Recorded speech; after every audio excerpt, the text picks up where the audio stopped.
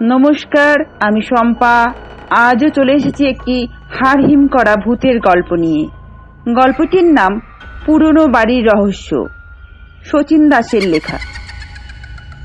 শ্রাবণ মাস, সন্ধেবেলা, ঝিরঝির করে একটানা বৃষ্টি পড়ে চলেছে। সেই কখন নেমেছে, দুপুর গড়িয়ে বিকেল কেটে গিয়েছে, এখন সন্ধে হয়, তবুও বৃষ্টি থামার নাম নেই। চারিদিকে জল থই থই করছে। রাস্তাঘাটে বাস টাসও নেই তেমন, লোকজনও তেমন চোখে পড়ছে না। যারা বেরিয়েছিল দুর্যোগ দেখে তাদের অনেকেই ফিরে গেছে ইতিমধ্যে। তবু তারই ভেতরে শহরতলির এদিকে যে এক আধজন বাস থেকে নামছে না তা নয়, নেহাতি প্রয়োজনে যাদের দেরি করে ফিরতে হচ্ছে সেই তারাই এখন বাস থেকে নেমে ছাতা মাথায় ছপ করে এদিক ওদিক দৌড়াচ্ছে। অমর্ত্যবাবুও দৌড়ালেন, না দৌড়ে উপায় কি, সঙ্গে ছাতাও নেই।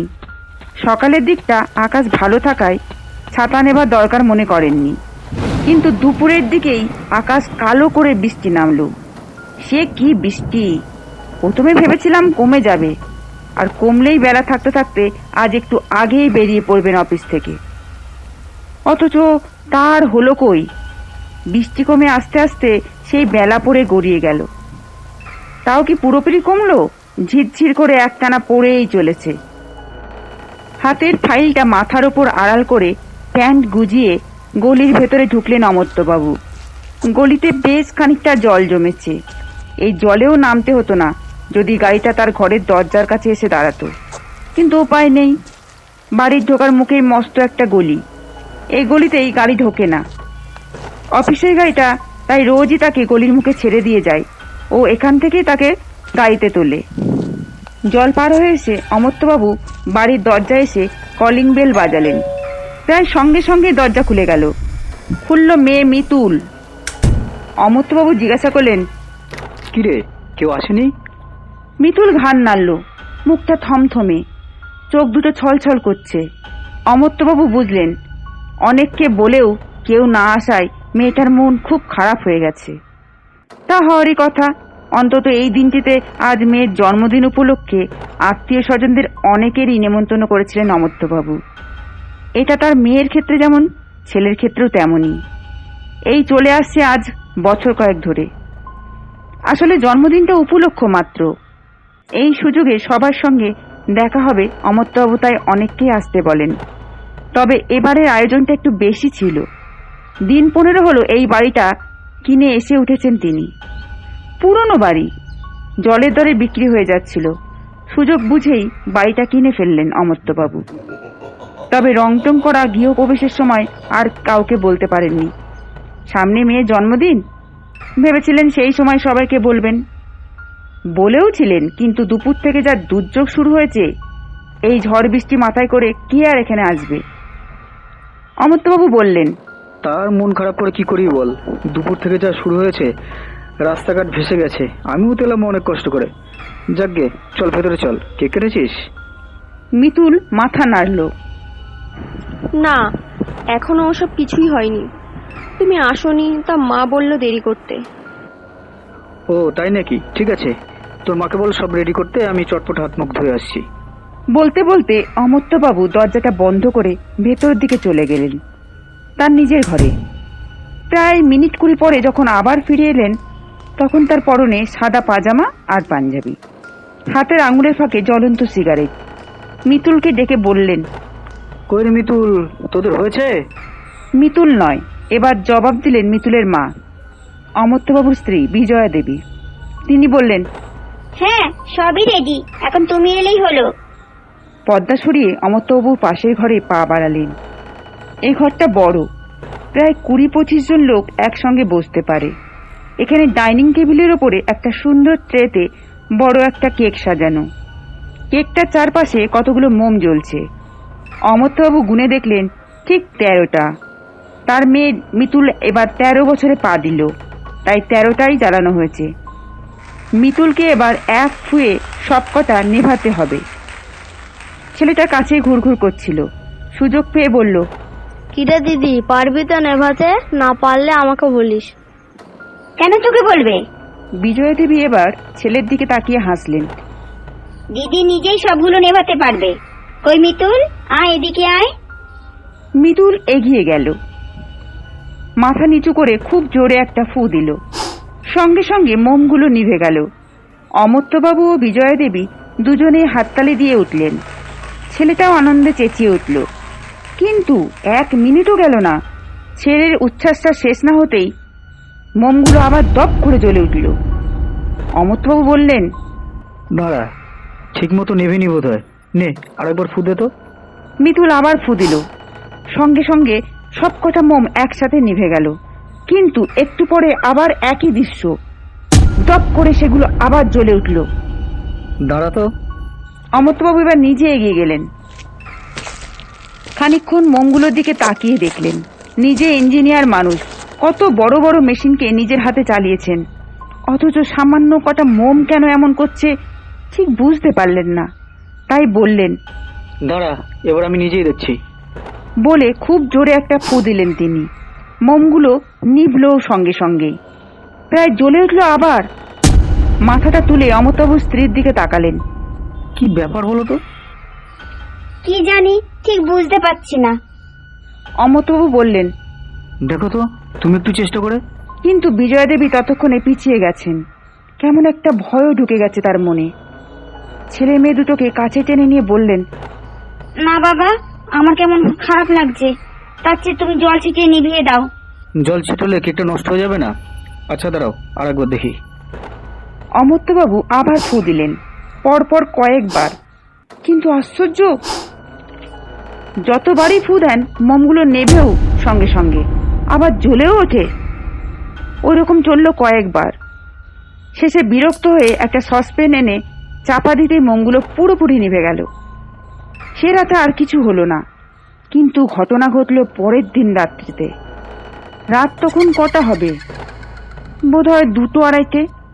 নিজের ঘরে ঘরেই বই পড়তে পড়তে ঘুমিয়ে পড়েছিলেন অমর্ত্যবাবু। হঠাৎ একটা ভয়ার্থ চিৎকারে চমকে উঠলেন। চটপট উঠে বিছানায় বসতেই কানে এলো এরপর ঝনঝন শব্দ, যেন একসঙ্গে অসংখ্য জিনিস এলোমেলোভাবে কেউ ছুঁড়ে মারছে। আর তারপরে আবার চিৎকার। চিৎকারটা ঠিক তার ডান দিক থেকে ভেসে আসছে। অমর্ত্যবাবু চৌকিতে উঠে ঘরের আলোটা জ্বালালেন। তারপর পর্দা সরিয়ে ডান দিকের ঘরে যেতে চমকে উঠলেন। অন্ধকার থেকে একটা গোঙানির শব্দ কানে আসছে। গোঙানিটা অনেকটা কান্নার মতো। কে কাঁদছে এই রাত্রিতে? অমর্ত্যবাবুর স্ত্রীর নাম ধরে ডেকে উঠলেন, বিজয়া, বিজয়া, কি হয়েছে? তারপরে সুইচ টিপে এ ঘরের আলোটা জ্বালিয়ে দিলেন। আলো জ্বলতেই চোখে পড়ল সমস্ত জিনিস লণ্ডভণ্ড ভেঙে চুরে চারদিকে ছড়িয়ে রয়েছে। আর তারই ভেতরে এদিকে বিজয়া, অন্যদিকে কাত হয়ে পড়ে রয়েছে মিতুল। তবে ছেলেটা অঘরে ঘুমোচ্ছে। অমর্ত্যবাবু স্ত্রীর দিকে এগিয়ে গেলেন। গোঙানিটা বেরোচ্ছে তার মুখ থেকেই। অমর্ত্যবাবু ডাকলেন, বিজয়া, বিজয়া। কিন্তু স্ত্রীর মুখ থেকে কোনো উত্তরই নেই।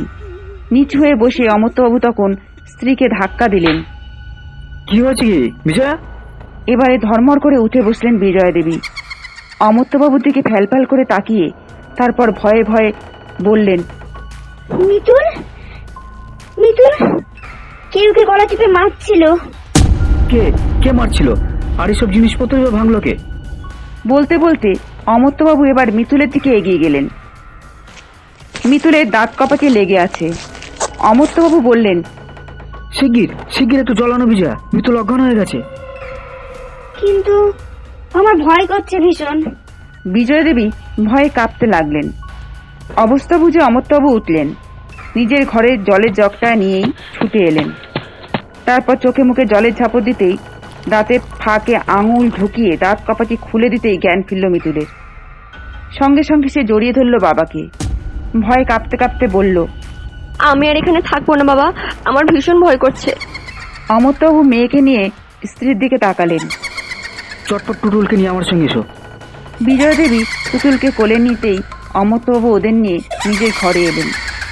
মিতুল টুটুলকে নিজের খাটে শুয়ে দিতেই মিতুল উঠে এলো। আমি এখানে একা শোবো না। একা কোথায়? ভাই তো আছে। না, তুমি থাকো এখানে। অমতবাবু দেখলেন মেয়েটা ভয়ে নীল হয়ে গেছে। স্ত্রীর দিকে তাকিয়ে জিজ্ঞাসা করলেন, কি হয়েছিল বলো তো?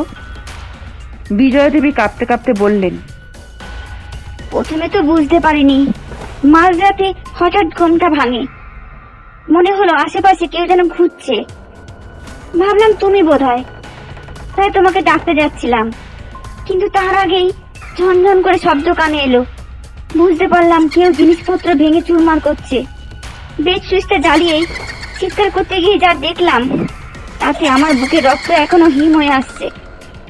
একটা 13-14 বছরের মেয়ে, কিন্তু তার দু চোখ দিয়ে যেন আগুনের হলকা বেরোচ্ছে।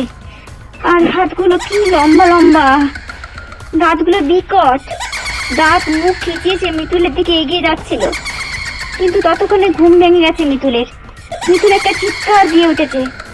ওর চিৎকারে আমিও চেঁচালাম, কিন্তু মেয়েটা তখন আমাকে হাত তুলে একটা চড় মারলো। ঠিক চড় নয়, মনে হলো একটা দমকা হাওয়া আমার গালে এসে পড়লো। ব্যাস, তারপর আমার আর কিচ্ছু মনে নেই, কিচ্ছু। অমরবাবু বললেন, কিন্তু তোমরা ঠিক দেখেছো নাকি কোনো চোর ঢুকেছিল? চোর এলে কোনো জিনিসপত্র ভেঙে বাড়ির মালিককে ঘুম ভাঙাবে কেন? চোর এলে আর জিনিসপত্র ভেঙে বাড়ির মালিকের ঘুম ভাঙাবে কেন? তা অবশ্য ঠিক, কিন্তু কি ব্যাপার বলো তো? বিজয়া দেবী বললেন, ব্যাপারটা খুবই খারাপ। আমার কালই সন্দেহ হয়েছিল, তাহলে ফু দিয়ে মোমবাতি নেভানোর পরে কেন আবার জ্বলে উঠবে? তুমি কালই বাড়ি ভাড়ার ব্যবস্থা করো, এই বাড়িতে থাকা অসম্ভব। উফ, কি সাংঘাতিক। মার কথায় মিতুলে এবার বলল, তুমি অন্য কোথাও চলো, এখানে আর থাকবো না আমি। আর একটু হলে আমার গলাটা টিপে ধরছিল। বলতে বলতে ভয়ে কেঁদে ফেলল মিতুল। অমর্ত্যবাবু মিতুলকে কাছে টেনে নিলেন, কিন্তু তখনও যেন কিছুই বুঝতে পারছিলেন না। পারলেন সকালে উঠে। বাজারে যাওয়ার সময় গলির মুখে যেতেই কে যেন ডাকলো। পেছন ফিরে তাকালেন অমর্ত্যবাবু, দেখলেন তার পাশের বাড়ির বিজনবাবু। কাছে এসেই বললেন, কাল রাত্রিরে কি হয়েছিল আপনার বাড়িতে? চিৎকার আর শব্দ শুনলাম। অমর্ত্যবাবু সব গুছিয়ে বললেন ব্যাপারটা। শুনে বিজনবাবু বললেন, আমি জানতাম এমনই একটা কিছু হবে। আপনি যখন বাড়িটা কেনেন তখন আমরা এখানে ছিলাম না, মাঝখানেকের জন্য বেনারস গিয়েছিলাম। থাকলে আপনাকে বারণ করতাম ও বাড়িটা কিনতে। বাড়িটার ব্যাপারটা কি বলুন তো? আসলে বাড়িটি যিনি তৈরি করেছিলেন বছর 25 আগে তার একমাত্র মেয়ে জন্মদিনের দিন আগুনে পুড়ে মারা যায়। মেয়ে মারা যাওয়ার পরে মেয়ের শোকে ভদ্রলোকের স্ত্রীও একদিন আত্মহত্যা করে। এর বছর 2 পরে ভদ্রলোক বাড়িটা বেচে দেন, কিন্তু যে কেনে সে আর থাকতে পারে না ভয়ে। শোনা যায় মা ও মেয়ে মৃত্যুর পর এখনো পালা করে বাড়িটাকে যক্ষের মতো পাহারা দিয়ে রেখেছে। অমর্ত্যবাবু চমকে উঠলেন, বললেন, তাহলে কি আমি যার কাছ থেকে কিনেছি সেও এই সমস্যায় পড়েছিল? হ্যাঁ, তবে কেনার আগে আমি তাকে সাবধান করে দিয়েছিলাম, কিন্তু সে শোনেনি আমার কথা, ওরে বিশ্বাস করেছিল। অমর্ত্যবাবু চুপ করে রইলেন। মনে মনে ঠিক করলেন, আজ ছুটি, আজই একবার ভাড়া বাড়ির খোঁজে বেরোবেন তিনি। তারপর সুযোগ বুঝে বাড়িটা তিনিও বেচে দেবেন কাউকে।